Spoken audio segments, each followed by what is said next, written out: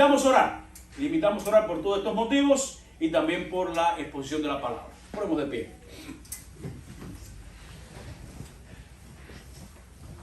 Padre y Dios de toda gloria, gracias por reunirnos para estudiar tu palabra. En esta mañana tú tienes un mensaje para nosotros. Queremos rogarte que ese mensaje llegue a nuestros corazones y que nos podamos convertir no solamente en oidores, sino también en hacedores de tu bendita palabra. En el nombre de Jesús. Amén. Amén. Y amén. Gracias, familia. Pueden sentarse. Y como hemos estado mencionando, mis amados hermanos, hoy estamos celebrando el domingo de entrada triunfal, también conocido como el Domingo de Ramos. Yo recuerdo cuando yo estaba recién convertido, llegué a la iglesia y decía, próximo domingo, Domingo de Ramos. ¿Y qué fue lo que yo leí? Próximo domingo, Domingo Ramos. Yo le quité el D. Y yo fui para cuando estaba mi mamá, le dije, mami, el próximo domingo va a estar predicando el pastor Domingo Ramos. Y entonces fue que aprendí que Domingo Ramos es el domingo de Ramos, es el domingo triunfal. Aquel domingo cuando en medio de los gritos de alabanza de la multitud y el batir de las hojas de palma, nuestro Señor Jesucristo entró a Jerusalén para comenzar así, de esa manera, la semana más importante de toda la historia de la humanidad. Para comenzar en ese momento la semana de la pasión, muerte y resurrección de nuestro Señor Jesucristo. Jesús entró allí para celebrar una de las fiestas más importantes del pueblo judío, para celebrar la Pascua.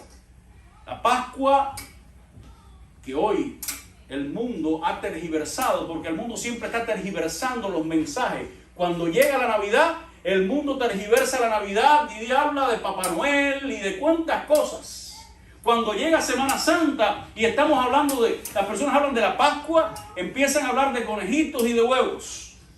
Cuando la Pascua era una de las fiestas más importantes del pueblo de Israel.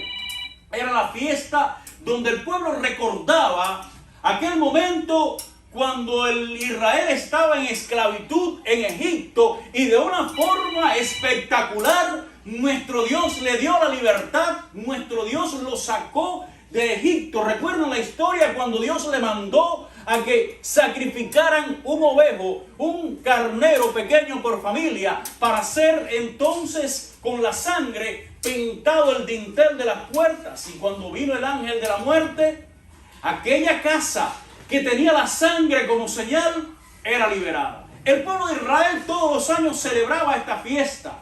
Y Jesús viene con los discípulos y entra a Jerusalén. Y dice la palabra que cuando entra a Jerusalén para celebrar esta fiesta, la multitud le recibió. Batían hojas de palma como vimos al principio con los niños. Batían hojas en sus manos y tiraban en el camino mantos y todo el mundo gritaba, Hosanna, Hosanna, bendito el que viene en el nombre de David. Jesús entró a Jerusalén en aquel día. Pero cuando usted va a la palabra, en Gálatas capítulo 4, versículo 25, nos menciona dos Jerusalén. La Jerusalén terrenal y también la Jerusalén celestial. En el libro de Apocalipsis también la palabra nos recuerda que existe una Jerusalén celestial donde todos los creyentes un día adoraremos al Cordero por los siglos de los siglos, dice la palabra del Señor. Ahora bien, los acontecimientos que relacionan a Cristo con la Jerusalén actual también, hermanos, hacen posible que nos relacionemos con la Jerusalén celestial. La iglesia es la figura de Cristo entrando a la Jerusalén celestial. Jesucristo entró a una Jerusalén terrenal, pero un día usted y yo como iglesia entraremos a la Jerusalén celestial. Y dice la palabra, en primer lugar, en Lucas 9:51, que Jesús, para ir a Jerusalén, para enfrentar ese momento, Él afirmó su rostro. Y cuando yo leí este pasaje decía, wow, afirmó su rostro. ¿Qué significa afirmar su rostro? Y comencé a buscar en otras versiones de la Biblia y encontré que decía que Jesús se armó de coraje y de valor para ir a Jerusalén. Ahora, la pregunta es, ¿por qué Jesús necesitó valor para entrar a Jerusalén? ¿Por qué Jesús tuvo que tomar valor para ir a entrar a Jerusalén? Ciertamente, hermanos míos, Jesús, como Dios, conocía lo que le esperaba en Jerusalén. Él, siendo el Hijo de Dios, el Dios encarnado, al Jesús siendo presciente como Dios, conociendo el futuro, él sabía lo que le esperaba ahí en la Jerusalén. Él sabía que al entrar a Jerusalén, él iba a ser incomprendido. Su misión como rey espiritual iba a ser incomprendida y ya ustedes saben. Cuando llegó Jesús, dice la palabra que las personas vitorearon su nombre. Ahí viene Jesús, el Hijo de David, y todo el mundo. Pero una semana después, esa misma multitud que le aclamaba, esa misma multitud que quería recibirlo como rey, estaban gritando, crucifíquenle. ¿Por qué? Porque ellos estaban esperando a alguien humano, material, alguien que les guiara al esplendor, a la gloria. Ellos no estaban buscando un Mesías que viniera a salvarles de sus pecados. ¿Recuerdan? Jesús, después que multiplicó los panes y los peces, las personas comenzaron a seguirlo. Y Jesús les dijo algo, dice, ustedes no vienen detrás de mí. Ustedes vienen detrás de mí porque ustedes están buscando panes y peces. Y usted mira a su alrededor y hoy es igual. ¿Cuántas personas se acercan a Cristo? O mejor dicho, no a Cristo. Se acercan a la iglesia buscando los panes y los peces, buscando que le den, buscando recibir, y una vez que reciben, se van. Jesús, hermanos míos, al entrar a Jerusalén, él afirmó su rostro, se armó de valor, porque él sabía que muchos iban a incomprender el mensaje que él traía. Por otra parte, Jesús sabía lo que le iba a suceder en Jerusalén. ¿Qué cosa más dolorosa para un ser humano que una persona que tú amas? Una persona con la cual tú has compartido parte de tu vida. De buenas a primera te traiciona.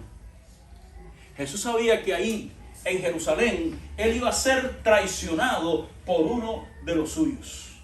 Él lo sabía.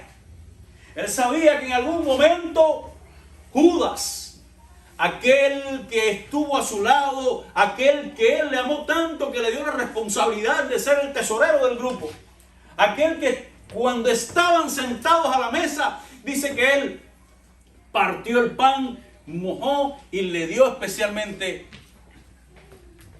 a este hombre. Y Judas lo traicionó. Pero qué pensar que Jesús no solamente iba a sufrir la traición de uno de los suyos, sino que también iba a ser negado por uno de sus mejores amigos. Miren, dentro de los 12, no es que Jesús tuviera favoritismo, pero entre los 12 había un grupo más cercano a Jesús. Habían 3 que eran del círculo íntimo. Eran 3 que estaban siempre con Jesús. Cuando Jesús estuvo en el monte de la transfiguración, con él estaba 3 de sus mejores amigos. Estaba Pedro, Juan, Jacobo. Cuando Jesús fue a resucitar la hija de Jairo, ahí también estaban ellos 3. En el huerto del Getsemaní, ellos estaban cerca allí con él. Pero qué dolor para Jesús. Cuando allí en el patio Pedro se estaba calentando al fuego, con el fuego de sus enemigos, se acercaron a él y le dijeron, ¿tú andas con ellos? No, yo no. Dice la Biblia que lo negó 3 veces, pero la tercera no fue una negación cualquiera. La tercera fue bajo maldición. Es como diciendo, que me parta un rayo si yo lo conozco.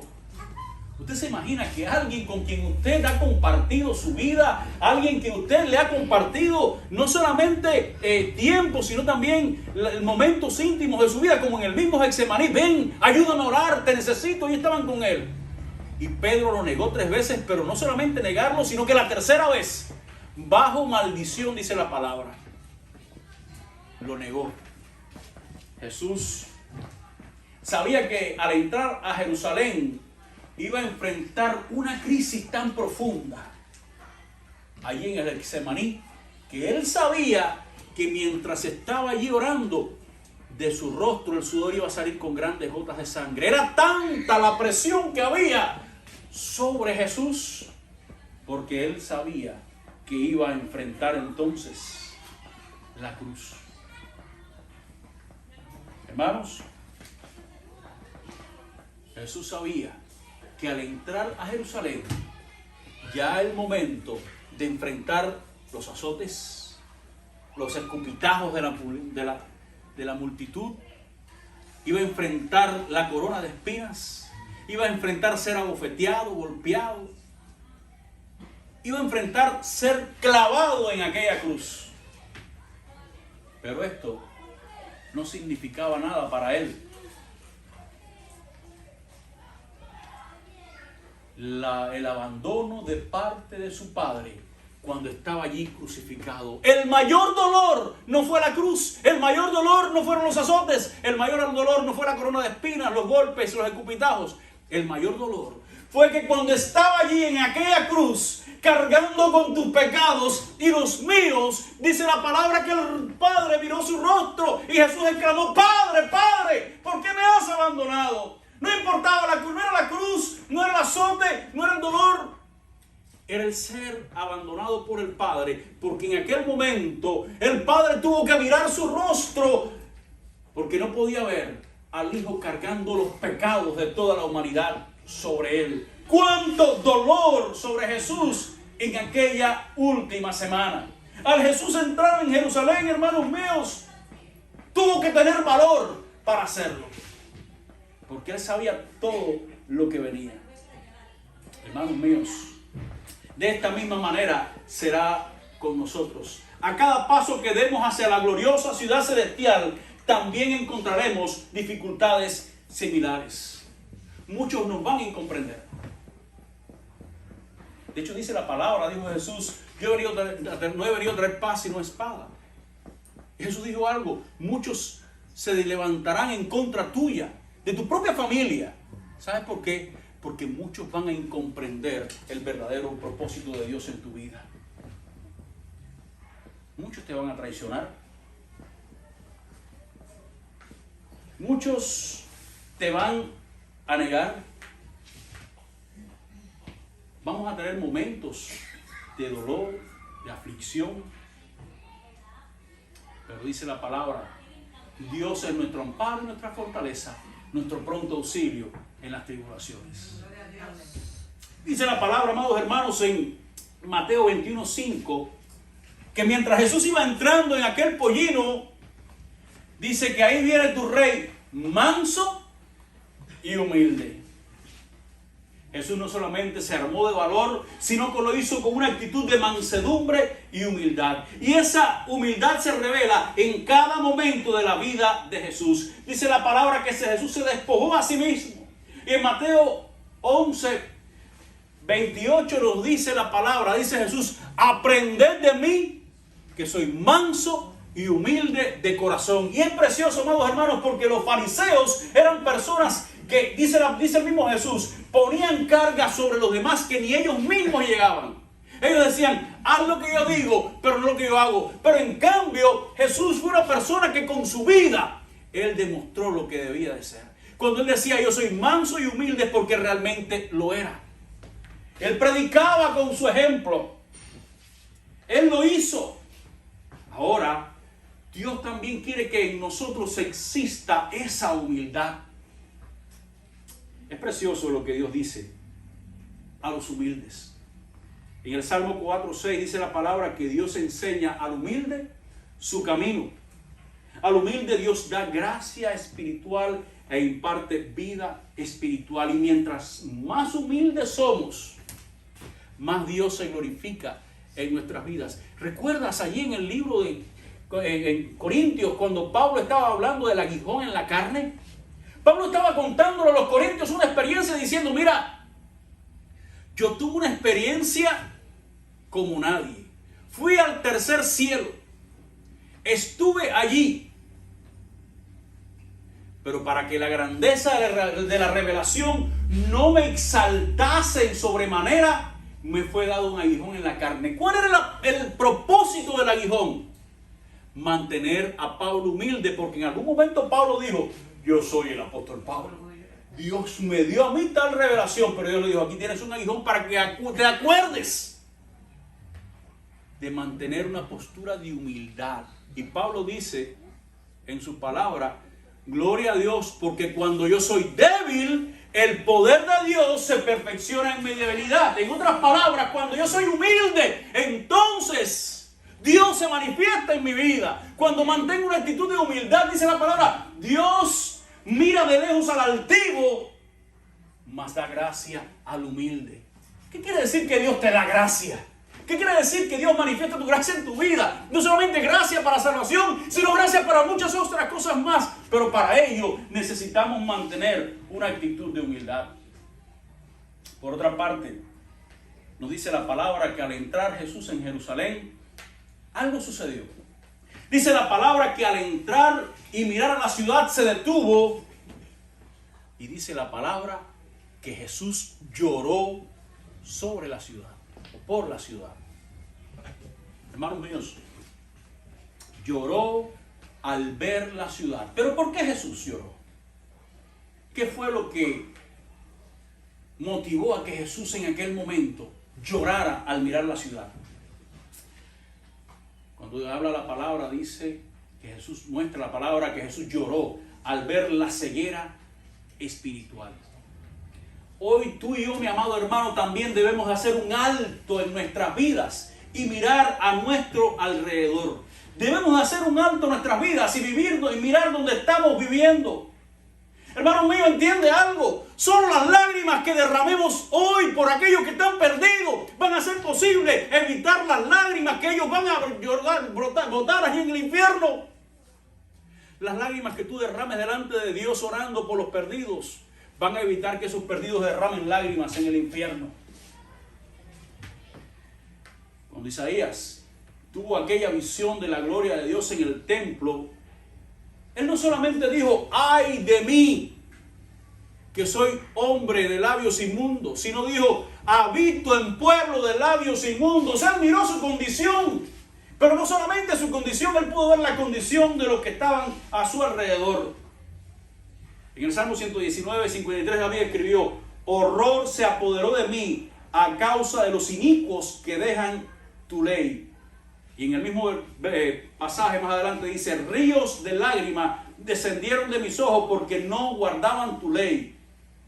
Hermanos, mientras más grande es el amor de un hombre por Dios y por su palabra, más grande va a ser el dolor que va a sentir en su corazón por los que están allá afuera que se levantan en contra de Dios. Si tú eres de las personas que cuando ves a alguien maldiciendo el nombre de Dios, te mantienes imputable y no te preocupas. Si tú eres de esas personas que estás viendo algo en la televisión y se ríen de Jesucristo, como tantas veces lo hacen, y no se te conmueve el corazón, entonces yo te quiero pedir que tú analices tu relación con Cristo. Porque si realmente tú eres cristiano, también tu corazón se va a doler por toda la indiferencia que este mundo muestra para con Dios. Hermanos, el cristiano llora cuando peca. El cristiano llora cuando ve el pecado de otros. El cristiano llora cuando aún ve el pecado dentro de la iglesia. Hay un pasaje en el libro de Ezequiel donde dice que el profeta Ezequiel fue llevado al templo en espíritu. Fue llevado al templo. Y cuando fue llevado al templo, él estaba allí. Y bueno, ¿y ahora qué? Dice, ahora te voy a mostrar lo que hay allá adentro.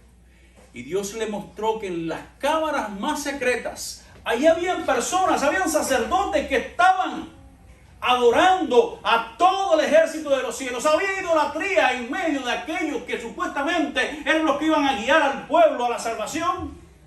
Los principales líderes. Y dice la palabra, ¿cuál fue la actitud de este profeta? Llorar. Él lloró, su corazón se conmovió por todo esto. Mis amados hermanos, Jesús lloró al entrar a Jerusalén.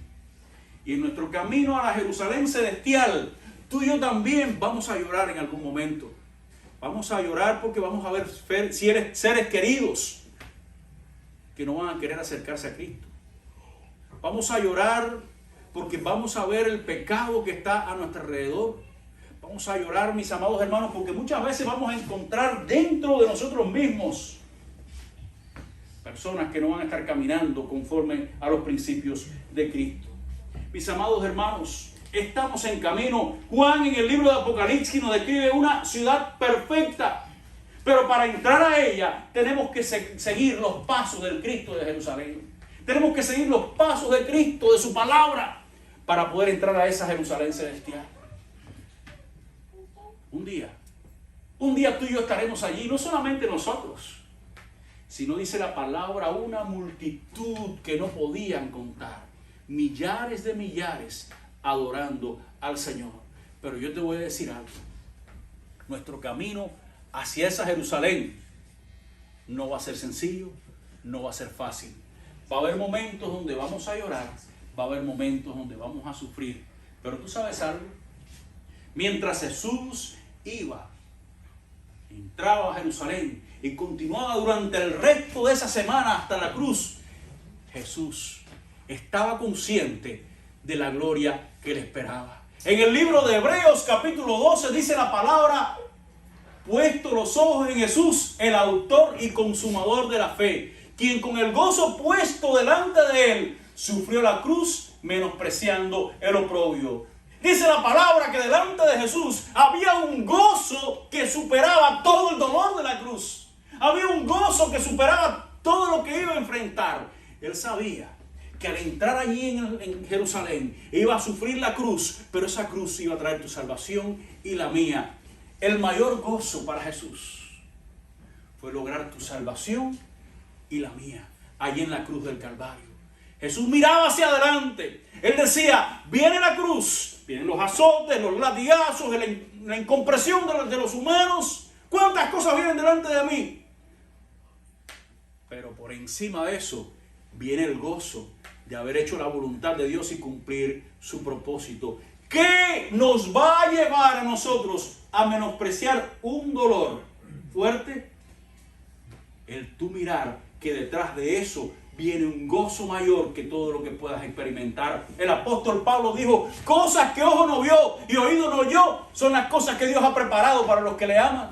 Dice la palabra del Señor que Moisés dejó a un lado ser considerado hijo de la hija de Faraón. ¿Por qué? Porque tenía puesto la mirada en el invisible, en el galardón. Mis amados hermanos, mientras estamos en camino hacia aquel lugar glorioso que Dios ha preparado para ti, Jesús dijo, aquí yo voy a preparar un lugar para vosotros, para que donde yo esté, vosotros también estéis. Pero en nuestro camino van a haber momentos duros, pero recuerda, después de esto viene la gloria, viene un momento glorioso. Jesús afirmó su rostro para entrar a Jerusalén. Él sabía que iba a enfrentar dolor, incomprensión, llanto, pero sabía que también al final él podía exclamar mirando al Padre, consumado es. La obra que tú me diste la he acabado. La salvación ha sido consumada.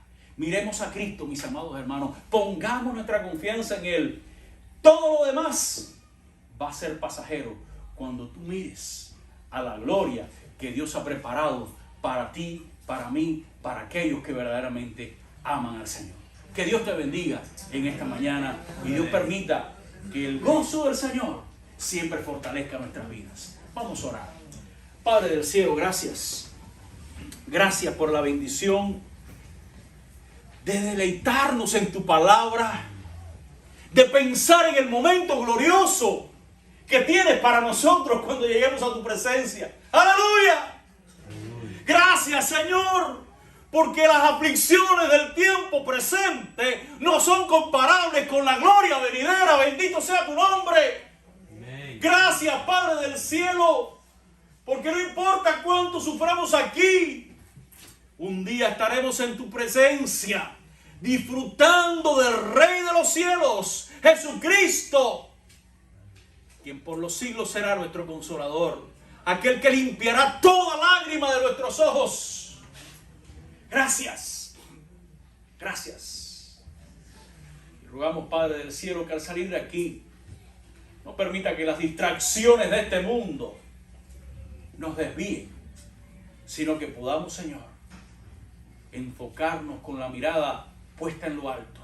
Como decía el salmista, alzaré mis ojos a los montes, mirando a ti, Señor, para gloria de ti.